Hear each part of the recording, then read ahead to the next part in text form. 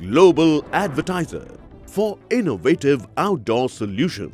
Global as a company, it has never compromised on its service, quality and commitment.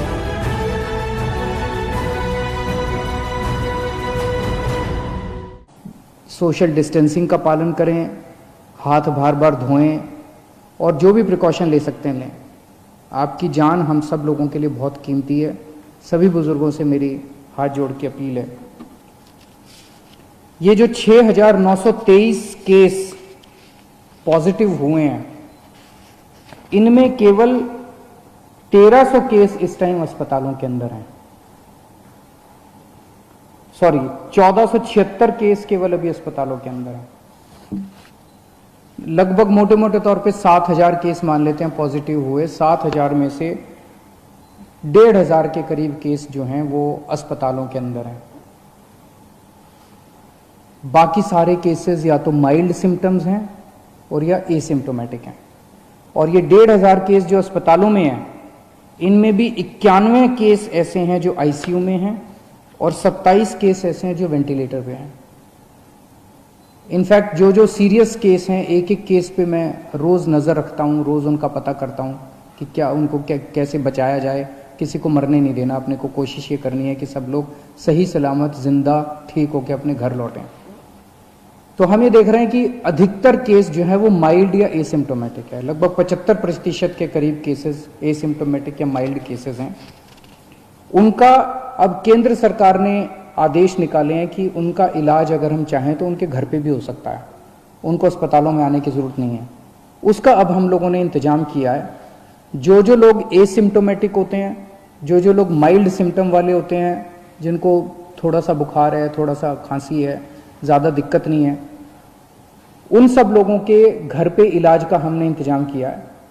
हमारी team उनके घर पे जाती है, उनके पूरे परिवार को बिठा के सब समझाती है कि आपको कैसे करना है। देख के आती है उनके घर पे पहले कि क्या उनके घर में एक अलग कमरा है, क्या उनके घर में एक अलग टॉयलेट है, क्या उनको अलग से घर के अंदर सोशल आइसोलेशन किया जा सकता है। अगर उनके घर में ये सुविधाएं हैं तो फिर उस मरीज को अपने घर में ही उसका इलाज करने की इजाज़त दी जाती है। इसमें इलाज तो है ही नहीं कोरोना में, तो वो अपने घर में ही आइसोलेट हो जाते हैं। डेली हमारी टीम की तरफ से उनको फ़ोन जाता है, लगातार उनके टच में रहते हैं, उनको फ़ोन नंबर दे दिया जाता है। अगर उनको किसी भी तरह की तकलीफ हो तो वो हमसे संपर्क में रह सकते हैं। जिन लोगों के घर में ऐसे होम क्वारंटाइन करने के लिए अलग से कमरा नहीं है, उन लोगों के लिए फिर हम लोगों ने कुछ कोविड केयर सेंटर बनाए हैं, कोविड हेल्थ सेंटर बनाए हैं। वहाँ पे फिर उन लोगों को हम ले आते हैं, लेकिन और उन लोगों को वहाँ पे हम रखते हैं 13-14 दिन के लिए, जब तक वो नेगेटिव नहीं हो जाते। तो ऐसे कम लोग हैं जो कि सीरियस हैं और ऐसे बहुत कम लोग हैं जो कि जिनकी डेथ हो रही है। एम्बुलेंसेस की थोड़ी दिक्कत हो रही थी। मुझे ये बताया गया था कि कुछ लोगों को फ़ोन करने के बाद एम्बुलेंस के लिए कुछ घंटे इंतज़ार करना पड़ रहा है।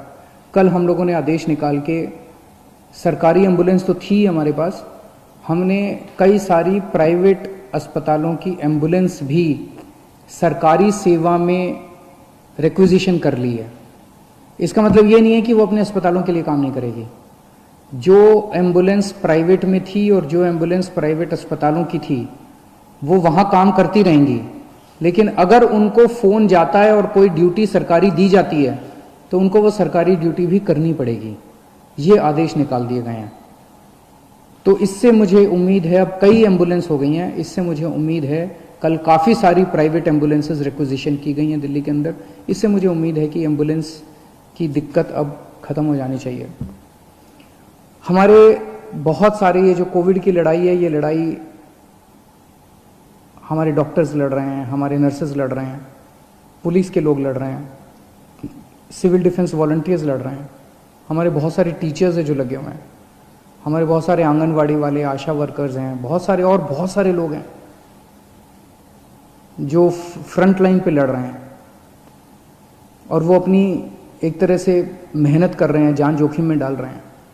हमारा फ़र्ज़ बनता है कि इनके लिए हम जो कुछ कर सकते हैं करें, और अभी तक कर भी रहे हैं हम लोग। दिल्ली सरकार उसके बारे में बहुत संवेदनशील है और समय समय पे जो भी हो सकता है हम करते हैं। कल हमने आदेश निकाला था कि हमारा Rajiv Gandhi super speciality hospital, जिसको कोविड हॉस्पिटल हमने डिक्लेयर किया है, उसके साथ हम लोगों ने 2-3 5 स्टार होटल्स अटैच कर दिए हैं। एक तरह से वो होटल्स भी अस्पताल का हिस्सा बन गए हैं। अस्पताल ने अपनी फैसिलिटीज़ उधर कर दी है। तो अगर कोई भी कोविड वॉरियर, कोई डॉक्टर, कोई नर्स, कोई टीचर, कोई सिविल डिफेंस वॉलंटियर, इस किस्म के हमारे लोग, अगर कोई भी कोविड वॉरियर बीमार पड़ता है, कोविड हो जाता है उसको, तो उसका इलाज करने के लिए हमने अच्छी व्यवस्था करने के लिए 5 स्टार होटल्स में उसकी व्यवस्था की है। बताइए क्या गलत किया?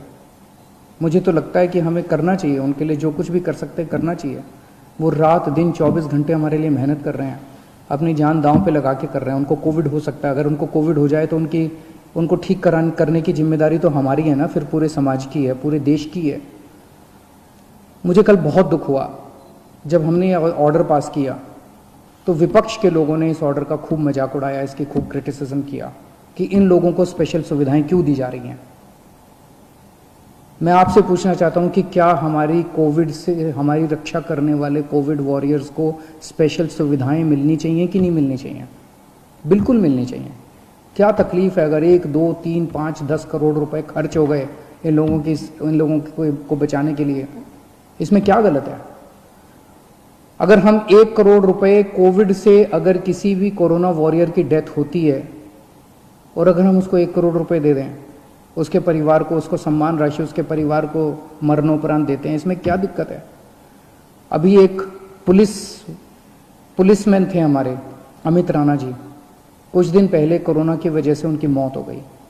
कोरोना से लड़ते लड़ते उनकी मौत हो गई। हमारी रक्षा कर रहे थे। उनके परिवार के लिए मैंने 1 करोड़ रुपए की सम्मान राशि का ऐलान किया। इसमें विपक्ष को क्यों तकलीफ है? मेरा सबसे यही निवेदन है कि ये टाइम राजनीति करने का नहीं है। ये टाइम सबको मिलके कोरोना से बचने के लिए हम क्या कर सकते हैं, देश के लिए क्या कर सकते हैं, समाज के लिए क्या कर सकते हैं, लोगों के लिए क्या कर सकते हैं, ये समय ये सोचने का है। मेरी सबसे निवेदन है कि राजनीतिक बयानबाजी ना करें, एक दूसरे की मदद करें, सरकारों की मदद करें, समाज की मदद करें और एक दूसरे का साथ दें। मैं देख रहा हूं कि अभी भी मैं सोशल मीडिया पे देखता हूं, इधर उधर देखता हूं कि प्रवासी मजदूर अभी भी सड़कों के ऊपर बड़ी तादाद के अंदर एक जगह से दूसरी जगह जाने की कोशिश कर रहे हैं। और जब उनकी हालत देखते हैं, उनके मैं इंटरव्यूज़ पढ़ता हूं, उनके बयान पढ़ता हूं, कई कई दिनों तक चल रहे हैं, पैरों में छाले पड़ गए हैं, कई कई दिनों तक कुछ भी नहीं खाया, घर से जो रोटियां लेके चले थे वो रोटियां ख़त्म हो गई हैं, रास्ते में कोई मदद करने वाला नहीं है। कई लोगों ने अपने कंधे के ऊपर अपने बच्चों को बिठाया होता है। एक आदमी देखा जो अपनी बूढ़ी माँ को अपने गोद में लेके पता नहीं कितने किलोमीटर चल चुका था। बहुत तकलीफ होती है। ऐसे लगता है जैसे पूरा का पूरा सिस्टम फेल हो गया। ऐसे लगता है कि हम सारी सरकारें जैसे फेल हो गई हैं। मेरी सब लोगों से निवेदन है, दिल्ली के रहने वाले सब लोगों से निवेदन है कि आपको बिल्कुल चिंता करने की ज़रूरत नहीं है। जो लोग दिल्ली में दूसरे राज्यों के ऐसे हैं जो फंसे हुए हैं और जो जाना चाहते हैं, हम उनका इंतज़ाम कर रहे हैं। अभी तक हमने आपके खाने और रहने का इंतज़ाम किया हुआ था। मेरी आपसे निवेदन है, पहला निवेदन तो यह, दिल्ली छोड़ के मत जाइए। बहुत जल्दी ये लॉकडाउन अंतहीन तो होगा नहीं, कभी ना कभी तो खुलेगा, जल्दी खुलेगा। सबको नौकरियां भी मिलेंगी, आपको भी नौकरी मिलेगी, सबको काम मिलेगा, सबको मजदूरी मिलेगी।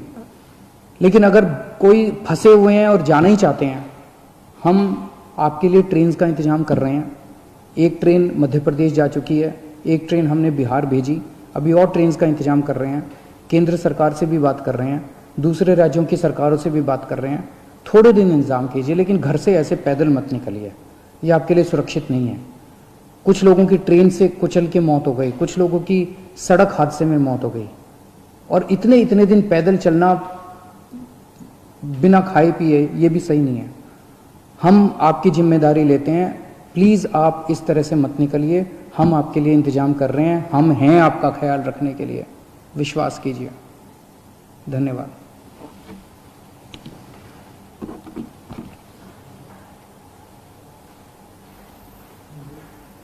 मुंबई रफ्तार न्यूज़ की खबरें पसंद आने पर हमारे YouTube चैनल को सब्सक्राइब करें और लाइक करें।